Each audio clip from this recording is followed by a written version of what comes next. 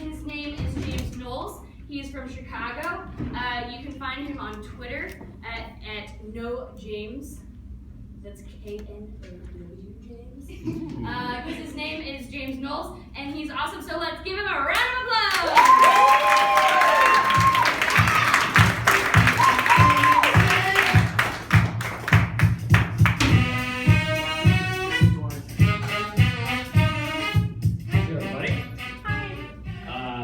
Thank you guys for moving that over, even though I moved it. And I need a little bit of space. You guys are in for one hell of a show. Woo! Right. So yeah, they like I said, I'm from Chicago. This is my first time in Cleveland. Excited to be here, even more excited to basically just see the city standing at all after the convention last week. But yeah, to hear them talk, it basically sounded like the seventh circle of hell had opened. I was pretty much prepared to see a bunch of demons running amok fighting Rudy Giuliani. A little disappointed that I missed out on that. Little disappointed. But then I took a walk down East 4th Street, and that cheered me right up. It's really awesome over there, you guys. It's great. They got Hilarities Comedy Club, which is awesome. Depending on how this goes, if you guys could put in a good word for me, I really appreciate that afterwards. So I'm not going to say too much about the election because Ashley got to go first, and she already mined the shit out of that one. But I would have done the same thing, so I can't blame you. That's what you get when you get to go first. You don't know the crowd, but you get to say whatever the hell you want. You're the first one to do it. So it's, give and take. But no, so what I will say about it, though, is what to me I find the most interesting about this particular election. Because we have, in one corner, the first female candidate of a major political party for president of the United States. Woo! Yeah, and she is arguably the most qualified person ever to seek that office. Which is kind of what I find interesting, because basically for us to be comfortable with the idea of a woman president, she had to far outseed everyone on the planet before all time. It's like 30 years ago, she wandered into some DNC office, and some guys in the back like, "Oh my God, Bob! We got this bride who just walked in and says she wants to be president someday." Like, "Oh, that's ridiculous! Just tell her to do everything in government, and then come back and talk to us." So never do that. And then she did it. That's what happened. She strolled right back in. They're like, "Well, she checked all the boxes. We got nothing left for her except the president." Oh, she does that. She gets the free sub, and I don't know what's going on. So if you're wondering what her true motivations are, free sub. There you go. But yeah, so that's what you got in one corner. Meanwhile, the next white man we were all comfortable nominating for president is a geriatric toddler who the only thing more terrifying than what's on top of his head is what's inside it. That's where we're at. But no, they talked about a lot of interesting stuff at both conventions. LGBTQ rights came up in both. Trump says he's going to be a big advocate for that community, which, I mean, I'm sold. I don't know about you guys. Sounds pretty good. Pretty good to me. But yeah, and then you got a lot more, I don't know, substance is the right word for the Democrats in terms of supporting gay and lesbian rights. That's, you got that. But I don't know, is there anybody here who thinks that being gay is a choice? These lights are so bright I can't see any of you anyway. I'm just going to assume it's no one, because there is no one who exists who still thinks that. I also don't think that. I don't think it is a choice. I just really wish that it was. I do. I swear to you I wish it, because I would choose gay in a heartbeat. Absolutely, I would do that. And my reasoning is very simple. I don't know if you are familiar with the term, but this particular body type is known as a twink.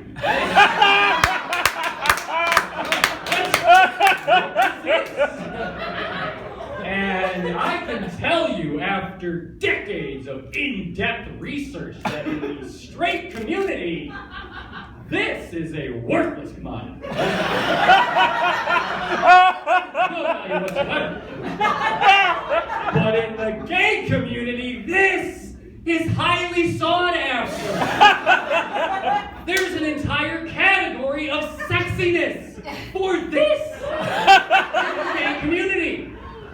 Well, yes, I would choose that. Are you kidding me? There's a name for this in the straight community, too. Do you know what it is? Ew! That's what it is. Holy shit, gonna be gay if I could do that.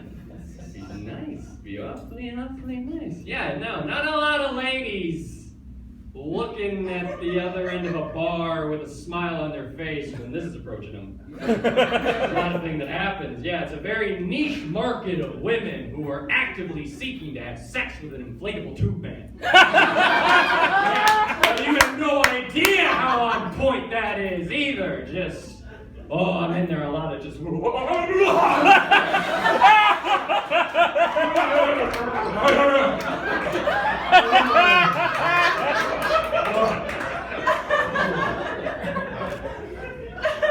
Oh, is that good for you?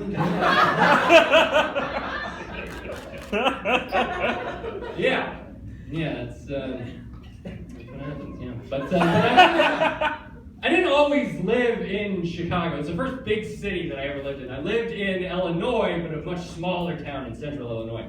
So there was really no gay community to speak of where I grew up. Then I moved to Chicago, and all of a sudden, I'm getting these looks from guys all over the place, and it's awesome. It's really flattering. I mean, you don't have to, you don't have to be the sexual orientation to appreciate that you're wanted. It's nice. It's a nice thing. Anytime my self-esteem is lacking, I just take a 20-minute stroll through Boys Town. It's like I'm in my own private shampoo commercial. Oh, boy, settle down. Oh. Told you I'd use the space there. Yeah, so that's about where I'm at. But believe it or not, it is not impossible for me to meet women. In fact, share a little tidbit with you guys. I just recently celebrated my 8-month anniversary with my girlfriend. Thank you. I have almost got her convinced that I'm not gay. So close. I don't resent her for it. I can't even really blame her. I'm still trying to convince my father. She's not buying it. Don't believe it. Never will. That's okay. So, we've been together long enough now, though, that we're kind of starting to enter the long-term love phase of our relationship, which I personally am a big fan of. Love the long-term love phase. Very, very different, though, from, the fresh blossoming love phase. That's a very, very different thing. There's an evolution it takes to get from one to the other. But I'm a huge, huge fan of the long-term love phase, because I'm really, really bad at the fresh love phase. I suck ass at it. I'm just awful. Just so bad at it. But I'm really good at this part over here when things kind of settle down a little bit. You find out I'm a nice guy and the sex isn't the most important thing in the world anymore. I'm your man. It's pretty good around then. But so I meet this girl, and I'm just she was one of these girls. It hasn't happened a lot in my life, but she was one of these girls that I was just head over heels for right out of the gate. I was just so into her immediately. I was like, I can't believe how charismatic and funny and interesting this girl is. And I'm just so excited to see her all the time. And all I want to do is text her and tweet about her and all these wonderful things. And my excitement level is way up here. And she was nowhere near that. No, yeah, she was way lower in the beginning, but that's fair. I mean, it was reasonable for her to be there. That was, she didn't even know me in the beginning. Makes sense. Like, for me, it was like, any stranger who's willing to have sex with me, I'll follow you to the end. Let's do it. I'm in. Let's go. She was like, she at least wanted to find out if I was the type of creepy weirdo who had like an entire Build-A-Bear workshop in his studio apartment before she went all in on this thing. So I can't really blame her for that. It took a little bit of time.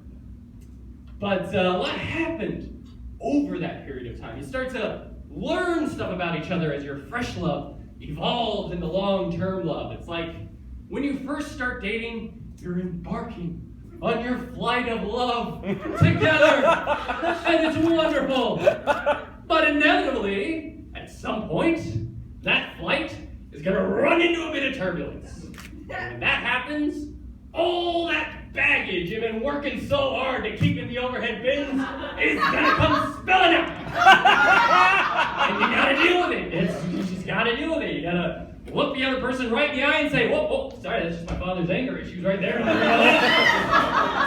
Never you mind. No problem there, that's fine.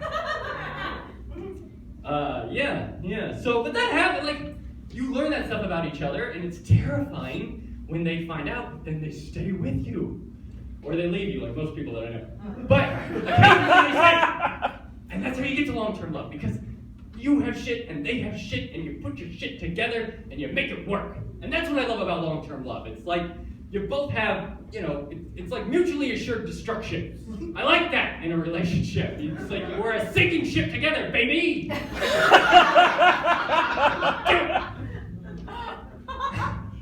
That's ridiculous. I apologize.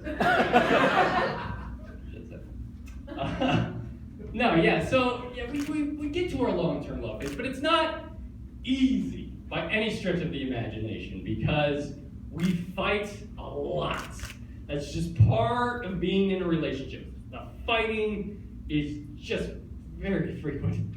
And the one thing that I've learned, see, this isn't the first long-term relationship of my life. I've been in a few by this point, and it's enough that I finally learned one very, very, very important thing. And that thing is, women are far superior in arguing. And if you disagree with that statement, you are probably a very lonely man. That's probably what you are if you don't think that's true.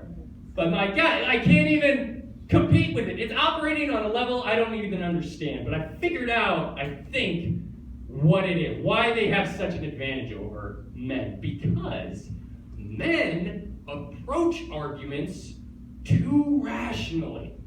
And that is a weakness. It really is.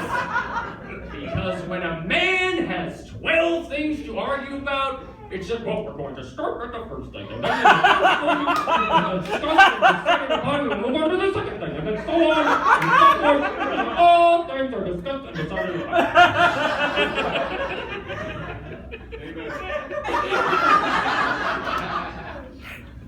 But a woman will argue all 12 things at the same time. And that is amazing to me. I am in awe of that.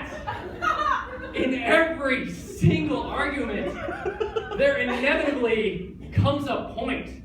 Like I go into it so prepared, like I'm just like I'm some crappy courtroom procedural, just hitting the books and getting my case ready. I'm like, oh, I'm gonna put out everything I got. She's not gonna give me every question she could possibly think of. I'm gonna have the answer to before we even get started. Yes, I'm so prepared this time. Yet, inevitably, in every single argument, there will come a point where she says something that makes me say, what the hell does that have to do with anything? And then she convinces me that it does. And that's when I know I'm in big trouble. Because it has just been revealed what this whole argument is really about. And I just found out. Whereas she has been obsessively thinking about it for the past 3 weeks. I can't compete with that. Oh my God. But it is for that reason, women's superiority at arguing, that I believe, personally, Hillary Clinton will be the most effective commander-in-chief we have ever seen. And if you don't believe that, just look at the Benghazi hearings. For 11 hours, that committee threw everything they had at her. And the only thing that happened was, over the course of 11 hours, she gradually wore each and every single man on the panel down until there was nothing left but a pile of dust and a flag pin. You put that in a room with Vladimir Putin? 18 hours later, she's going to walk out there like, what the hell was that? I have no idea what happened, but I've given up Ukraine and I promised to never take my shirt off again. All right, thanks so much, you guys.